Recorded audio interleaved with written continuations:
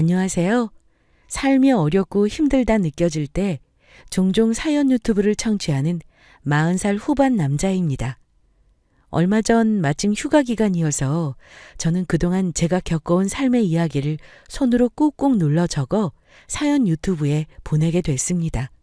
그런데 제 사연이 채택돼 오늘 이 시간 제 글로 청취자분들을 만나뵐 수 있다니 감회가 새롭습니다. 오늘 제가 청취자분들에게 전해드릴 사연은 20년 전 제가 20살 후반에 겪은 일입니다. 여러분은 막장이라는 낱말의 뜻을 알고 계신지요? 막장이란 석탄을 캐는 갱도에서 더 나아갈 수 없는 막다른 곳을 의미합니다. 많은 사람들이 자신의 어려운 상황을 빗대어 표현할 때 가장 많이 쓰는 말이 막장이지요. 완전 막장이네. 막장에 갇힌 것 마냥 어둡다. 왜 이런 표현들이 있지 않습니까? 자, 그럼 그 막막하고 어둡기만 했던 막장 중에 막장 같았던 그 시절로 돌아가 사연 시작하겠습니다. 저는 평범한 부모님 슬하에 일란성 쌍둥이로 태어나 자랐습니다. 서울에서 태어났고 형이 대학 진학을 위해 부산을 내려가기까지 저희 가족은 줄곧 서울에서만 생활했었습니다. 형은 아버지의 가업을 잇기 위해 성적에 맞춰 부산에 있는 대학 컴퓨터공학과에 진학했고 성적이 좋았던 저는 서울 중위권 대학 법학과에 진학하게 됐습니다. 부모님은 넉넉하지 않은 가정 형편에서도 열심히 공부에만 매진하는 저희 형제를 두고 늘 칭찬을 아끼지 않으셨습니다. 인생 뭐 이간디?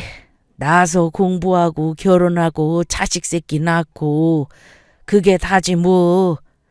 근데 나가 어렵게 산 만큼 그것이 또 복이 돼본 게 아닌가 싶어. 영무이 엄마, 우리 아들내미 두 놈 어디 학원 한번 안 다니고 저렇게럼 1등, 2등, 3등 해오는 게 어디냐 이 말이오. 아버지께서는 불쾌하게 술에 취해 집에 들어오실 때면 늘 어머니 옆에 앉아 어머니에게 자랑하듯 말씀하셨습니다. 아버지는 대학 졸업 후 컴퓨터 관련 대기업에 입사하신 분이셨습니다. 기업에 입사한 지 5년도 지나지 않아 아버지는 당신의 능력을 인정받아 승승장구하며 한 계단 한 계단 쉽게 오르듯 승진하신 분이셨습니다. 하지만 안타깝게도 2년 정도 지나 IMF가 터졌고 그때 아버지는 구조조정 대상자에 올라 어쩔 수 없이 회사에서 이르게 퇴직하시고 말았습니다.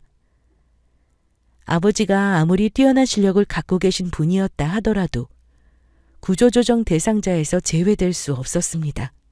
당시 그 기업은 사업 간부할 것 없이 임직원 50% 이상을 구조조정 대상으로 삼았었으니까요.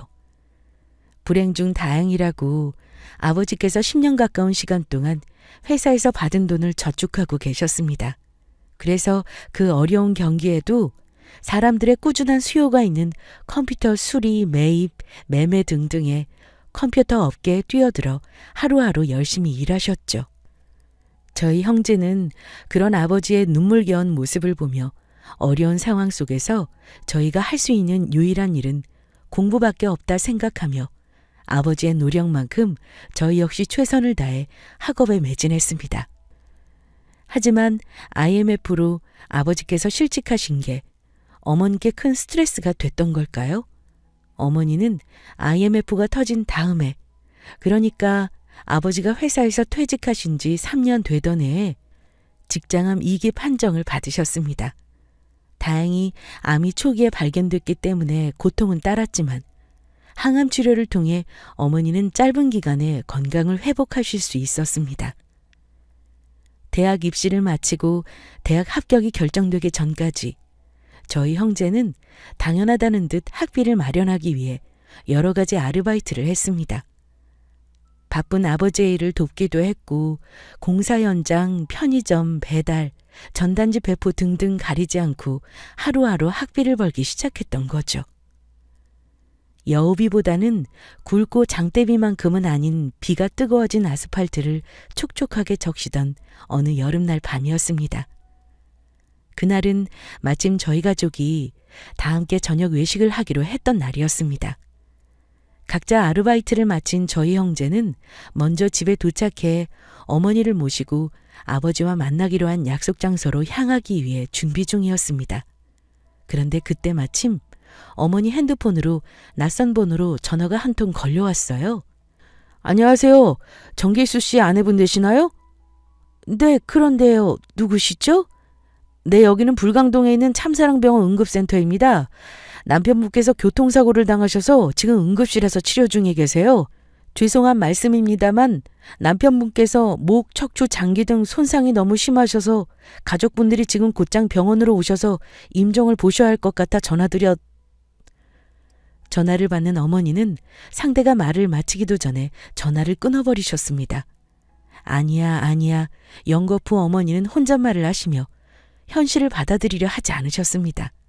하지만 이내 정신이 드셨던지 전화가 걸려온 번호로 다시 전화를 거셨습니다. 어디로 가면 돼요? 네? 참사랑병원? 도착하면 응급센터 바로 보이는 거예요? 말 좀 해봐요. 그리고 임종이라니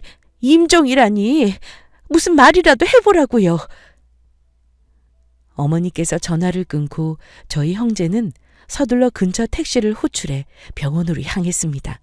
마침 병원 응급센터는 1층에 위치해 있어 쉽게 아버지가 계신 곳을 찾을 수 있었습니다. 저희 형제는 병원 문을 부술 듯 박차고 들어가 서둘러 환자들이 누워있는 병상을 향했습니다. 하지만 응급실에 상주하고 있던 보안 요원 둘이 저희 앞을 막아섰습니다. 보호자님, 진정하시고 일단 환자분과 관계랑 각자 성함 이 종이에 먼저 좀 적어주세요. 그래야 면허 가능하세요. 이런 젠장! 지금 니들 나랑 장난해? 전화 받고 왔다고. 우리 아버지 지금 돌아가실 수도 있다고. 전화 받고 왔다고 당장 안 비켜? 흥분한 형은 건장한 2명의 보안 요원을 밀치며 아버지가 누워 계실 병상에 들어가기 위해 극렬하게 저항했습니다. 그러는 사이 저는 보안 요원이 내민 서류에 서명과 사인을 했죠.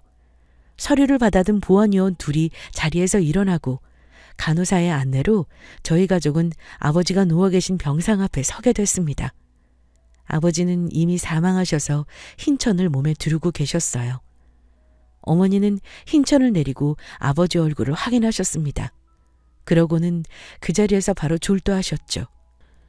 형 역시 졸도에 가깝게 바닥에 무릎을 꿇고서는 가쁜 숨을 연이어 내쉬었습니다. 제가 할 수 있었던 일은 얼어붙은 몸으로 죽음에 이른 아버지를 목도하는 것뿐이었습니다. 경찰 말에 의하면 아버지는 사거리 교차로에서 신호에 걸려 가장 앞에 차를 타고 계셨답니다. 좌회전 신호가 들어왔고 아버지는 천천히 좌회전을 하셨다고요. 하지만 왼쪽 도로에서 신호를 위반하고 고속도로로 전진해 오던 20톤 대형 트럭은 그대로 아버지의 다마스 차를 덮치고 말았습니다. 왼쪽 운전석에 앉아 계시던 아버지는 덤프트럭과 충돌할 때 그 충격을 모두 정면으로 받으셨다고 했습니다. 아버지 차량이 가루가 됐듯 으스러졌으니 아버지 몸 상태는 말할 것도 없었죠. 지금 이 병상에 누워있는 사람이 내 아버지인가 싶을 정도로 알아볼 수 없는 얼굴 형체. 평소 배가 많이 나오셨기 때문에 불룩하게 솟아있어야 할 아버지 몸통은 어린아이가 생각 없이 함부로 주무른 찰흙처럼 여기저기 솟아있기도 눌려있기도 했습니다. 바깥쪽으로 꺾여 침상이 완전하도록 반듯하게 눕혀진 아버지의 발목과 발, 피, 그리고 또 피. 아버지의 온몸이 피로 얼룩져 있었던 건 말할 것도 없고요. 사망한 아버지의 모습을 보고 저 또한 콱 숨이 막혀 도저히 움직일 수 없을 것 같았습니다. 하지만 어머니와 형을 챙겨야 했기 때문에 몇 번 심호흡을 하고 어머니와 형을 모시고 응급실에서 나와 담당 주치의가 있는 진료실로 향했죠. 유감입니다. 죄송스럽게도 아버님께서 병원에 도착하시기 전 이미 회복 불가할 만큼 신체가 훼손돼 계셨어요. 병원에 도착하신 지 5분도 채 안 돼 운명하셨고요. 더 도움을 드리지 못해 죄송합니다. 삼가 고인의 명복을 빕니다. 의사의 말을 전해 듣고 진료실에서 나온 저는 정신이 혼미한 어머니를 먼저 그 병원 병실에 입원시켜야 했습니다. 겨우겨우 정신을 차린 형은 저를 도와 어머니를 모시고 함께 병원으로 올라갔고요. 참새랑병원 7층 병실에 입원한 어머니를 간호사들이 케어하는 동안 저희 형제는 병실 앞 의자에 앉아 둘 모두 고개를 숙이고 아무 말 없이 앉아 있었습니다.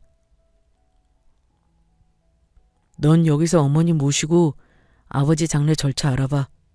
그리고 아버지 장례 절차 그대로 잘 따르고 있어. 나는 집에 가서 어머니, 아버지, 형제들, 친척분들, 지인들한테 모두 연락할게. 어르신들 만나 장제할 때나 유해 봉안할 곳도 좀 알아보고 올게. 급한 일 있으면 바로 전화해.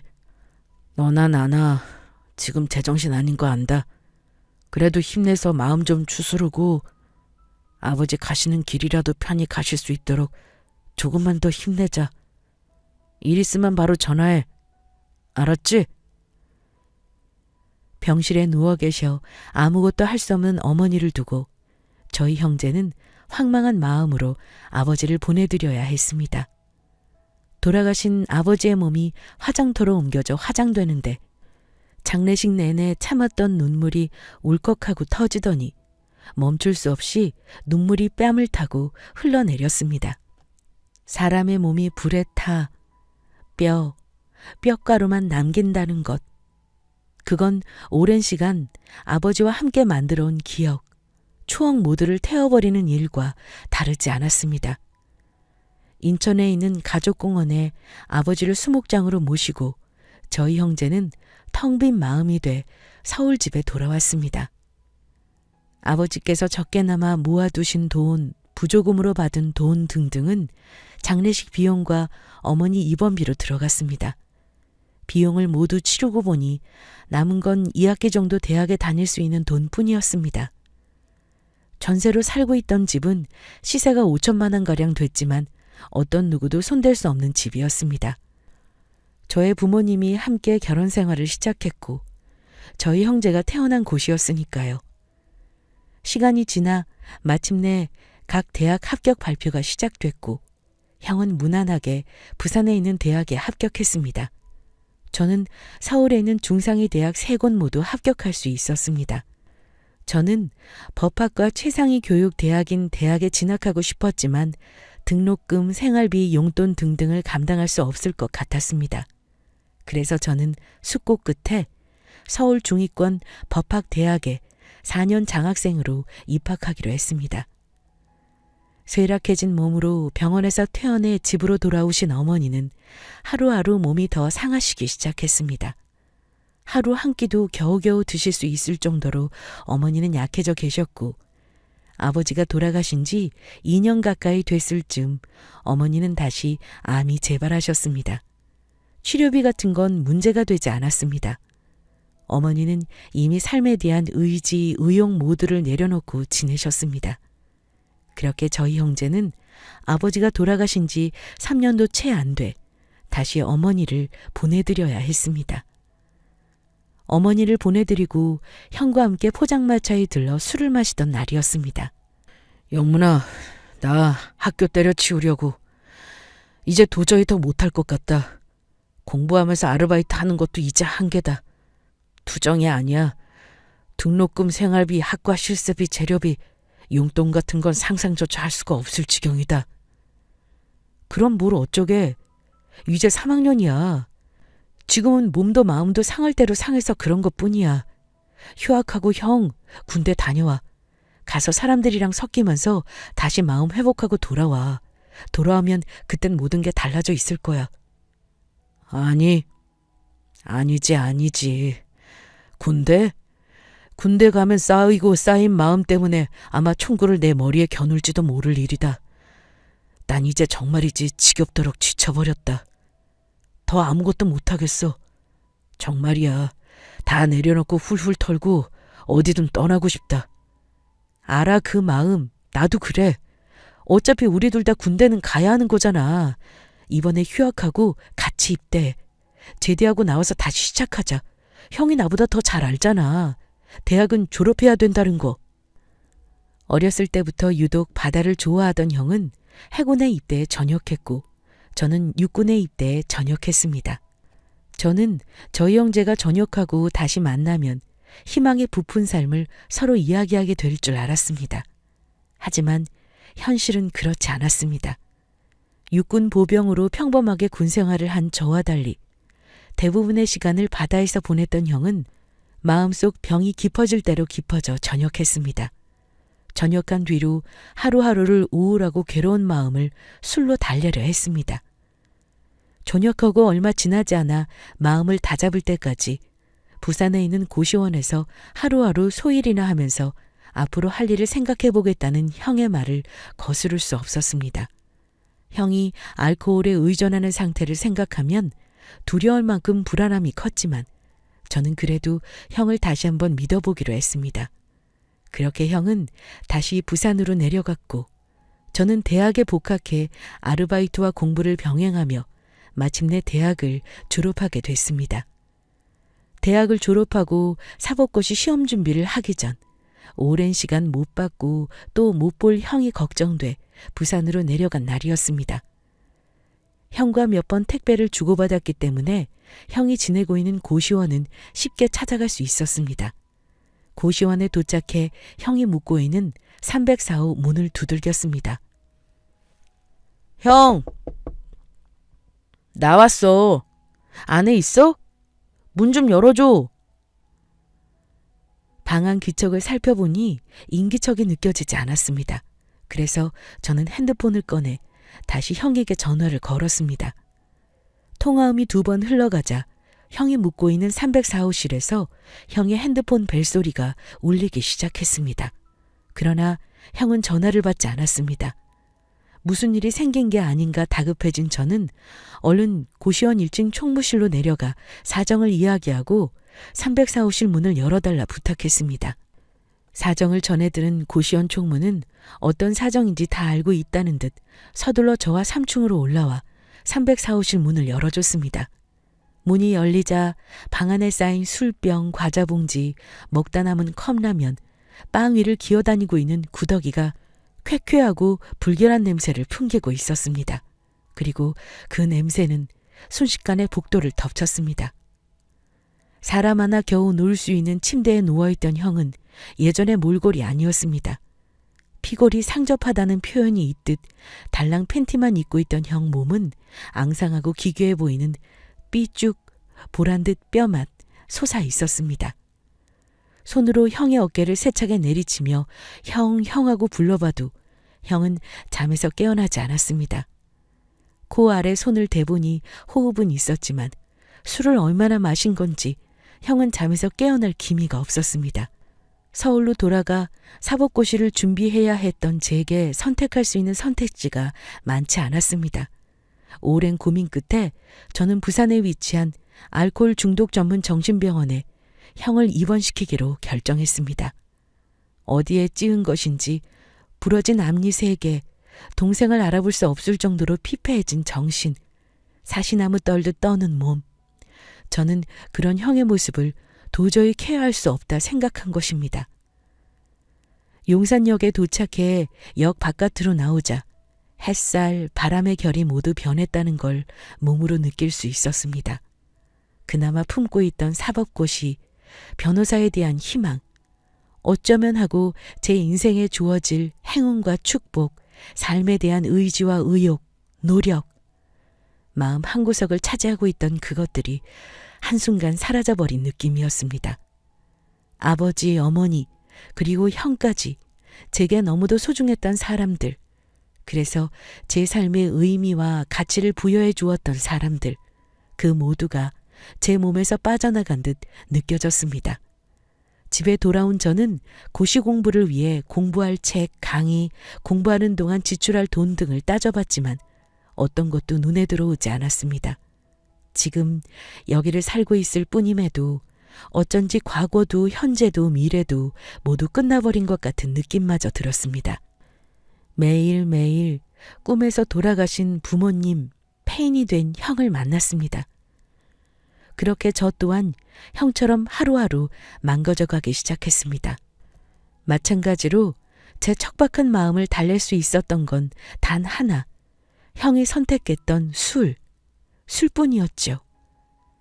하는 것 하나 없이 부모님이 남기신 집에서 저는 5개월 가까이 술만 마셔댔습니다. 5개월이 지나자 고시 공부를 하기 위해 준비해둔 모두가 바닥나기 이르렀고요. 이래야 했습니다. 다시 시작하기 위해서가 아니라, 새로운 삶을 시작하기 위해서가 아니라 술을 마시기 위해 말입니다. 공사 현장에 나가 석재 조공, 실리콘 조공, 해체 작업 등등을 했지만 날카롭게 변해버린 성격 때문에 준기공, 기공들과 언쟁을 벌이고 싸우는 게 일이었습니다. 저는 어떤 누구에게도 친절하지 않았고 문제가 됐습니다. 일수였습니다. 그나마 제가 할 수 있었던 일은 공사 현장에서 철거된 건설 자재를 옮기고 정리하는 자재 정리하는 일뿐이었습니다. 적어도 일하는 동안 누군가 제게 말을 걸거나 명령하거나 하지 않았기 때문에 저는 그나마 일주일에 한두 번이라도 공사장에 나가 일하고 20만 원 가까이 돈을 받았던 거죠. 그렇게 허송세월 보내는 동안 시간은 무심하게 앞으로 계속해서 흘러갔습니다. 그 즈음 그나마 숨통이 좀 트이는 가을이 찾아왔습니다. 그날 아침 역시 잠에서 깨자마자 근처 편의점에 술을 사러 나가는 길이었죠. 편의점 가까이 다다를 쯤 지나쳐온 골목길에서 살려주세요. 긴급하게 도움을 요청하는 여자 목소리가 들려왔습니다. 서울이다, 서울. 뭔 일이든 생길 수 있는 서울이다. 그렇게 생각하며 여자의 도움을 무시하고 저는 편의점 코앞에 다다랐습니다. 그런데 그때 살려주세요. 제발, 제발. 저 좀 살려주세요. 라고 말하는 젊은 여자의 목소리가 이전보다 더 크게 다급하게 들려왔습니다. 저는 발걸음을 돌려 골목길로 향했습니다. 골목길에는 커플로 보이는 젊은 남녀가 누가 봐도 심하게 다투고 있는 것처럼 서로 엉기기도 하고 뿌리치기도 하면서 서 있었습니다. 야, 여자가 살려달라잖아. 좀 살려줘. 살려주는데 돈 드냐? 당장 그 여자 손 놔두고 갈 길 가게 해. 너 누구냐? 나 알아? 야 알아? 이런 미친 자식. 네 가던 길 가. 뭣도 모르면 주둥이 다물고 가던 길이나 가라고. 나이도 어린 놈이 찍찍 반말이네. 너 지금 그 여자 스토킹하는 거야. 협박하는 거고. 어떻게 경찰에 신고라도 해줘? 여자 보내랄 때 보내고 여기서 당장 꺼져. 이런 개자식이. 말을 마친 남자는 제 앞으로 다가오더니 세차게 제 뺨을 후려쳤습니다. 더 처맞기 싫으면 꺼져. 주둥이 한번 더 놀려봐. 귀싸대기로 안 끝난다. 이 자식 봐라. 이 여자 네 여자친구냐? 다른 사람 뺨 때려가며 지켜야 할 만큼 사랑하는 거야? 거지 같은 자식아. 사랑하면 그 여자 원하지 않는 건 안 해야지. 안 그래? 조용히 꺼져. 너 같은 떨거지랑 더 얽히기 싫다. 아, 그리고 여자분. 이 자식은 제가 잡고 있을 테니까 갈 길 가세요. 다시 이 자식한테 전화 오고 문자 오고 카톡 오고 글 적힌 편지 같은 거 오면 바로 경찰에 신고하세요. 눈앞에 있던 남자는 다시 제 뺨을 때렸고 이번에는 구두 앞으로 제 정강이를 강하게 후려쳤습니다. 벌써 3대째네. 돈이 많은 거야? 아니면 법이 우스운 거야? 거참 새끼. 배짱이네. 자, 왼쪽 뺨이다. 여기도 때려라. 신랑이 중이던 저희를 본 여자는 서둘러 바닥에 떨어진 가방을 챙겨 골목을 빠져나갔습니다. 아, 이봐 아가씨. 경찰에 신고고 접근금지 신청도 해야 돼. 요즘 GPS 추적기도 준다더라. 그것도 신청하고. 아, 그리고 아가씨, 뭐 이딴 새끼랑 연애를 했어. 뭐 아무튼 가는 길이라도 잘 가. 건강하고. 말이 끝나기 무섭게 얼굴, 몸, 다리 할 것 없이 상대 남자는 손과 발로 저를 폭행하기 시작했습니다. 만약 제가 반격해 상대 남자를 다치게 하면 법적으로 큰 문제가 될 수 있다는 사실을 잘 알고 있었기 때문에 상대 남자가 저를 때리다 넘어진 사이 그 남자 등 뒤로 돌아가 죽어도 놓지 않겠다는 듯 두 팔을 두 손으로 결박했습니다. 남자는 몸부림쳤지만 팔과 다리로 강하게 결박하고 있었던지라 남자는 결박을 풀지 못했습니다. 살려주세요! 살려주세요! 사람 없나요? 여기 폭행범 있어요! 살려주세요! 제발 신고 좀 해주세요! 엎치락 뒤치락 하는 동안 저는 발악하듯 소리를 질러댔습니다. 마침 길을 지나던 행인이 있었고 저와 그 남자를 발견해 경찰에 신고를 해줬습니다. 피해자 신분으로 경찰서에서 조사를 받고 나오는데 헛웃음이 나왔습니다.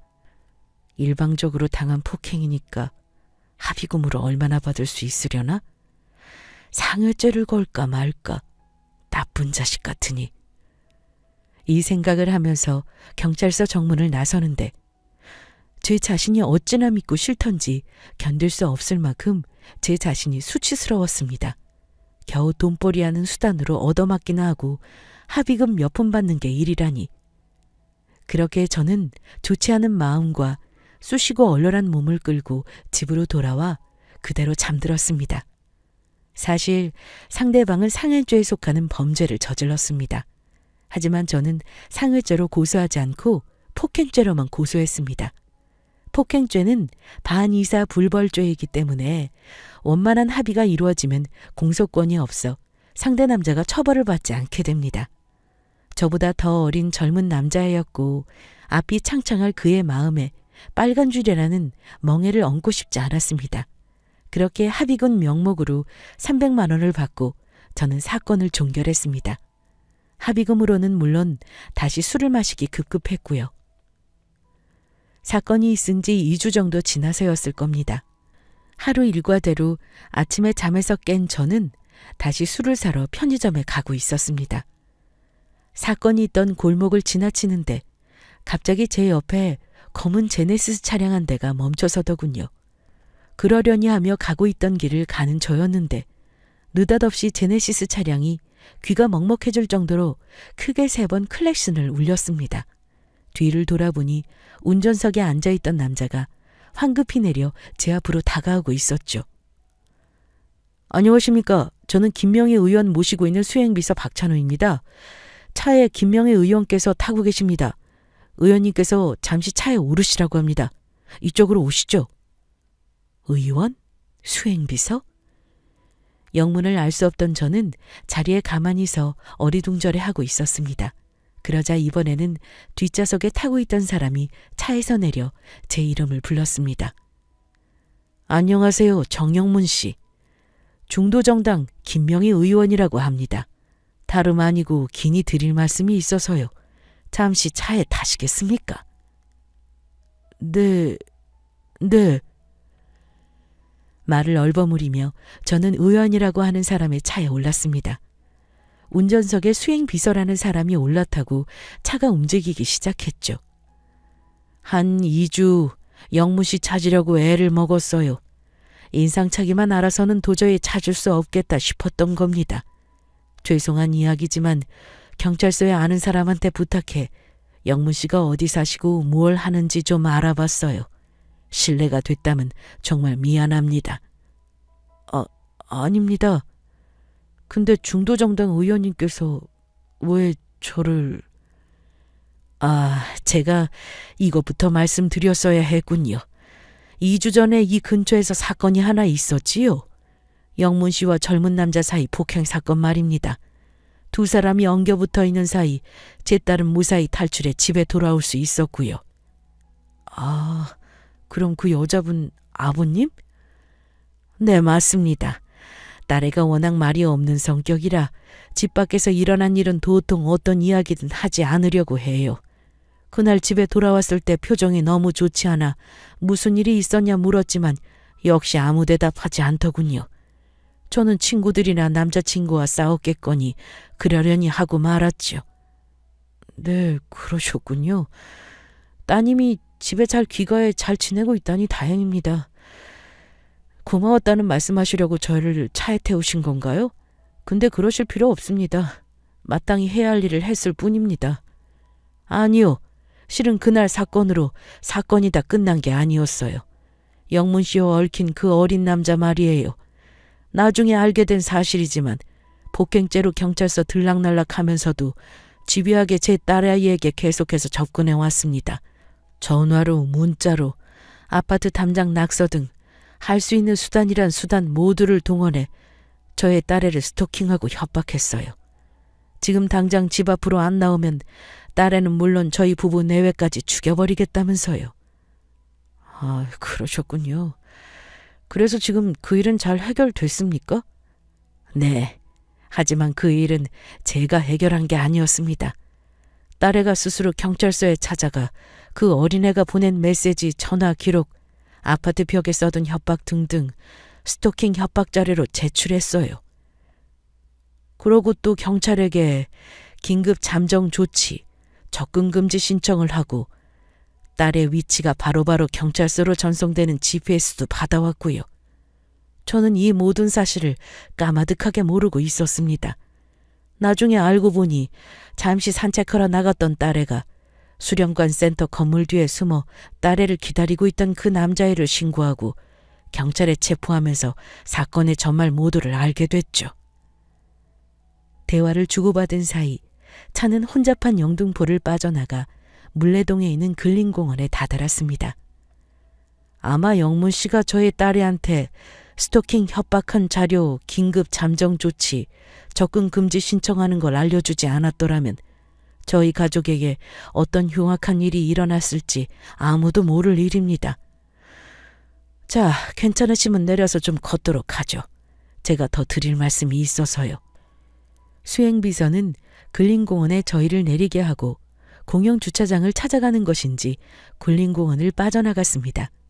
어색하게 둘만 남은 저희는 이어 대화를 시작했습니다. 그 남자는 지금 인천구치소에 수감돼 있습니다. 그 사람 집이 인천이라 이번 주에 인천구치소로 이감됐다고 하더군요. 그래야죠. 죄를 지었으니 마땅히 벌을 받아야죠. 네. 하여튼 참 다행입니다. 사건이 잘 마무리돼서요. 그런데 외람되지만 제게 뭐 더 하실 말씀이... 먼저 감사하다는 말씀부터 드려야겠네요. 단순해 보이는 사건이 흉악범죄로 커질 수 있었으니까요. 이 일에 대해 정말 고맙게 생각하고 있습니다. 이건 역시 송구스러운 이야기입니다만 경찰서에서 영문 씨가 어떻게 살아왔는지, 무얼 했고 또 어떤 공부를 했는지를 조금 알아봤어요. 그리고 지금은 형이 알코올 중독으로 정신병원에 입원해 있고 영문 씨 역시 형과 다를 것 없이 피폐해져 지내고 있다고요. 그에 대해서는 따로 더 말씀드릴 게 없습니다. 말하고 싶지도 않고요. 혹시 제게 삶의 조언, 충고 같은 걸 해주시려고 하는 건가요? 일 없습니다. 그게 의원님 뜻이시면 전 이만 돌아가겠습니다. 영문 씨, 보기보다 성격이 있으시네요. 아니요. 조언이나 충고 같은 걸 하려고 이 자리로 모신 게 아니에요. 이건 제 명함입니다. 저는 지금 사람이 필요합니다. 법과 가까운 일을 해줄 사람이죠. 건네받은 명함에는 중도정당 김명희 의원, 국회 사무실 호수, 전화번호, 팩스 등이 적혀 있었습니다.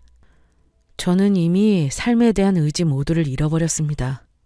정말 감사한 제안입니다만 저는 지금 일할 능력도 심지어 체력조차 엉망인 상태입니다. 그런 일이야 저보다 더 유능하고 건강한 사람이 할 수 있는 일 아닌가요? 다른 분 알아보시는 게 좋겠습니다. 그래요. 알겠습니다. 평양감사도 저 싫으면 그만이라고. 영문 씨가 싫다면 저는 그저 되돌아가는 수밖에요. 하지만 잘 생각해 보길 바랍니다. 제가 건넨 명함이 영문 씨에게 기회가 될지 아니면 그저 구겨서 하수구에 버려버리는 쓰레기가 될지 말입니다. 의원님과 만나고 집에 돌아온 저는 보름 가까이 고민했습니다. 나에게 맡기려는 일이 뭘까? 망가질 대로 망가진 내가 다시 시작할 수 있을까? 다시 삶의 의미와 가치를 발견하고 삶의 현장으로 뛰어들 수 있을까? 술 아니면 단 하루도 견디지 못하던 저는 보름 동안 술 한 방울 마시지 않고 생각에 생각을 거듭했습니다. 그러고 나서 저는 의원님에게 전화를 걸었습니다. 제게 제안해 주신 일 제가 하겠습니다. 한없이 약해지고 부족한 사람이지만 다시 한번 시작해 보겠습니다. 여의도에서 만난 의원님 얼굴은 따뜻한 봄날 햇살처럼 환했습니다. 기다렸다는 듯 자리에 앉아 저를 향해 의원님은 반갑게 손을 흔들었습니다. 아직 날씨가 쌀쌀하게 느껴지는 초봄이었기 때문에 의원님과 저는 따뜻한 커피를 주문해 마셨습니다. 잘 생각했어요. 사람은 말입니다.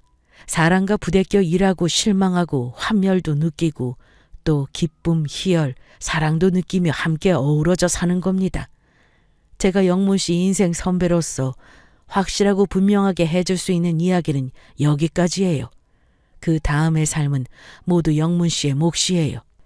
다시 한번 자리에 불러주신 것 감사 말씀드립니다. 말씀하신 대로 저 역시 다시 사회로 나와 사람들과 만나고 일하고 즐겁고 또 때로는 상처받기도 그래서 극복하기도 하면서 평범하게 하루하루를 보내고 싶습니다.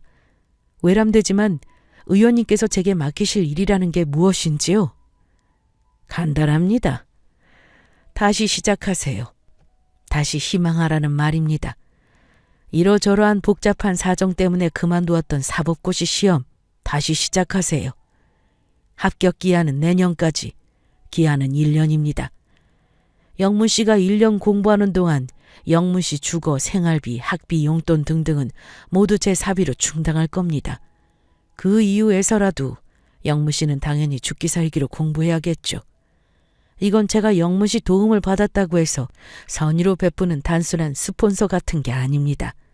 영문 씨가 고시에 합격하고 연수를 받고 사회에 나와 변호사 등 검사가 되면 그것 자체가 사회에 이익이 되는 일이라 생각했습니다. 그러니 일체 부담 갖지 마시고 다시 공부하시길 바랍니다. 무슨 말씀을 하시는 건지 잘 모르겠습니다. 변호사, 검사, 사회 이익이란... 넓게 또 멀리 생각해 보시길 바랍니다. 영문 씨의 그 사소한 선의 하나가 저희 딸, 저희 가족 모두의 안전을 지켜줬습니다. 물론 더없이 귀중한 경험이 되기도 했고요. 영문 씨가 사회에 나와 변호사, 검사, 어떤 일을 하든 영문 씨의 선한 영향력이 사람들 모두에게 도움이 되길 바랄 뿐입니다. 네, 어떤 말씀이신지 알겠습니다. 그런 말씀이시라면 저 역시 변호사를 꿈꾸며 늘 바라왔던 것이기도 했고요. 제가 바라는 건 억울한 사람들, 어쩔 수 없이 범죄를 저질러 상처받길 바라는 사람들, 어떻게든 살기 위해 몸부림치지만 돈이 없어 정당하게 변호받지 못하는 사람들, 그들을 돕는 게 제 희망이자 꿈이었습니다. 당신이 저희 딸애를 도와줬던 일이나 끝까지 범죄자를 선처하고자 했던 일, 당신이 부모님을 여의고 형을 정신병원에 입원시키는 동안 겪은 고통, 그러나 살기 위해 더 치열하고 아파하고 고통스러워했던 일들, 그리고 마침내 여기까지 이른 이야기들을 하나하나 되짚어 볼 수 있었으면 합니다. 궁극적으로 제가 말씀드리고 싶은 건 이거 하나예요. 사람의 자격, 누군가를 돕기 위해 준비된 사람, 당신은 앞으로 더 큰 일을 할 사람이라는 이야기입니다. 그 당시 제가 의원님의 말을 거절할 수 없었던 건 의원님의 제안이 부담스러워서가 아니었습니다. 의원님의 말씀 모두가 맞는 말씀이라 생각됐고 그 말씀이 제 마음, 영혼 모두를 흔들어 놓았습니다. 저는 의원님과 저의 바람대로 1년 조금 넘게 공부해 사법고시에 합격했고 바로 연수원에 들어가 연수를 받았습니다. 의원님은 제가 법무법인이나 전문 로펌의 대표로 일을 시작하길 바라셨지만 저는 그 제안만큼은 단번에 거절했습니다. 저는 이미 의원님께 충분한 은혜를 받았기 때문입니다. 강남에 사무실을 둔 법무법인 다원에 소속돼 여러 사건을 변호하며 5년의 시간을 보냈습니다. 생활을 하는데 돈은 언제나 중요한 요소였기 때문에 늘 근검절약하기 위해 노력했고 마침내 저는 작은 변호사 사무실을 열 수 있는 자본금을 마련하게 됐습니다. 같은 법무법인에서 일하던 선후배들 중 늘 한결같은 마음으로 서로 잘 지내오던 분들 3분이 제 사무실에 적을 두길 바라셨습니다. 저는 저의 로펌이든 도움이 됐으면 됐지 거절할 까닭이 없는 제안이어서 저는 흔쾌히 수락했죠. 오랜 시간 합을 맞춘 변호사들이다 보니 로펌의 세를 확장하는 데는 그리 길지 않은 시간이 걸렸습니다. 그런데 그것까지 의원님께서 계획하셨던 일이었는지 아닌지는 아직까지도 잘 모르겠습니다. 10년 전 우연히 골목길에서 제가 도움을 줬던 그 젊은 여대생, 지금은 숙녀가 된 그 여자와 함께 부부의 연을 맺고 슬하의 일란성 쌍둥이 자매를 두고 사랑으로 하루하루를 보내고 있답니다. 어렸을 때부터 집안 가훈이자 제 삶의 목표로 삼은 한자 성어가 하나 있었습니다. 사필귀정이라는 성어입니다. 모든 일은 반드시 순리대로 흘러간다는 뜻의 한자 성어이죠. 그러나 삶에 종잡을 수 없는 우연과 변수는 저의 부모님, 저희 형제를 막다른 막장으로 끌어내렸습니다. 절망했고 또 삶에 불가해한 일들의 환멸을 느끼기도 했었어요. 하지만 어려움을 겪고 있던 한 사람에게 준 평범한 도움이 다시 제게 삶의 기회, 행운, 행복으로 다가올지는 상상조차 하지 못했습니다. 누군가는 인간사 세웅지 마라 말할지 모르겠습니다. 하지만 저는 지금도 사필귀정이라는 성어를 가슴속에 새겨두고 잊지 않고 지냅니다. 선을 행하면 선이 돌아오고 악을 행하면 악이 돌아온다는 원하는 것을 위해 일하면 그만한 보상과 보람이 주어지고 그렇지 않으면 항상 같은 자리를 맴도는 바퀴의 제자리 삶을 살아야 한다는 사실을 말이죠. 제가 고시에 합격한 이후 형은 빠르게 건강을 회복해 갔습니다. 유일하게 남은 혈육, 유일하게 기댈 수 있는 피부치여서였을까요? 형은 정신병원에서 퇴원하자마자 제가 큰 동기가 됐던지 대학에 돌아가는 대신 직접 고객이 요청하는 현장을 다니며 컴퓨터 기술을 배우고 또 모은 돈으로 작은 회사를 하나 내게 됐습니다. 중소기업이라 부르기 부족한 면이 있지만 그래도 직원 서너 명이 늘 바삐 일하는 회사이죠. 그런 형과 연락하고 때로 시간이 맞아 술 한잔 기울이는 시간은 제게 더없이 행복한 순간이랍니다. 인생에 부침이 많았던 제 사연을 들어주셔서 감사합니다. 듣고 계신 청취자분들에게 역시 늘 선함과 강건함이 함께하길 바랍니다. 건강하십시오. 감사합니다.